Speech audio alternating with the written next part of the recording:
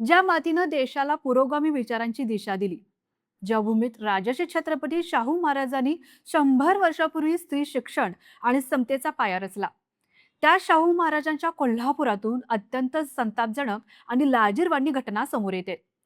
कोल्हापूर सुशिक्षित झालंय, पण इथली मानसिकता आजही बुरसटलेली आहे का? हा प्रश्न पडण्याचं कारण म्हणजे जिल्ह्यात आजही हुंड्यासाठी महिलांचा छळ होतोय.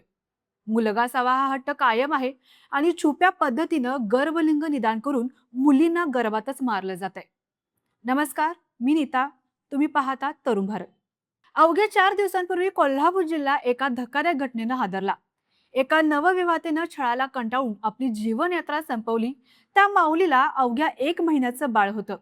तिचं बाळणपणही नीट निघालं नव्हतं.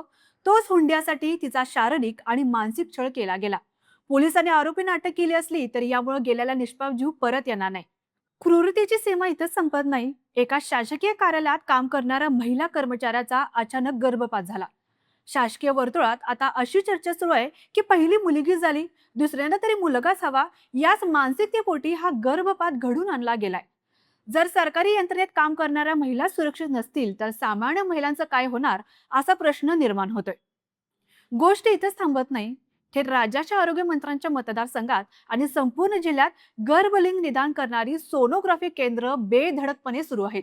कायद्याने यावर बंदी घातली आहे, पण 5,000 ते 15,000 रुपये फेकले की गर्भात मुलगा आहे की मुलगी हे चक्क सांगितलं जाते.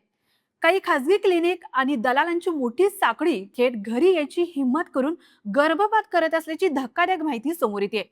दुर्दैवाची बाब म्हणजे PCPNTD कायद्याची अंमलबजावणी करण्याची जबाबदारी असलेल्या आरोग्य विभागानं गेल्या 6 महिन्यात एकही ठोस कारवाई केलेली नाही. दुसरीकडे तक्रार आल्यावर तातडीने गुन्हा दाखल करण्याचे आदेश असूनही पोलीस प्रशासन याकडे डोळेझाक करत असल्याचा आरोप सामाजिक कार्यकर्त्यांकडून होत आहे. शेवटी प्रश्न हाच उरतो, शाहू महाराजांच्या भूमीत जर आजही ही मुलगी जन्माला येऊ नये म्हणून असे प्रयत्न होत असतील तरी आपल्या सगळ्यांसाठी लाजीरवाणी गोष्ट आहे. समाज शिकला पण सुधारला कधी? जर आता ठोस कारवाई झाली नाही तर कोल्हापूरचा हा पुरोगामी वारसा फक्त पुस्तकांपुरताच मर्यादित राहील. या संपूर्ण प्रकरणावर तुम्हाला काय वाटतंय? प्रशासनाचा हा ढिसाळपणा कधी थांबणार?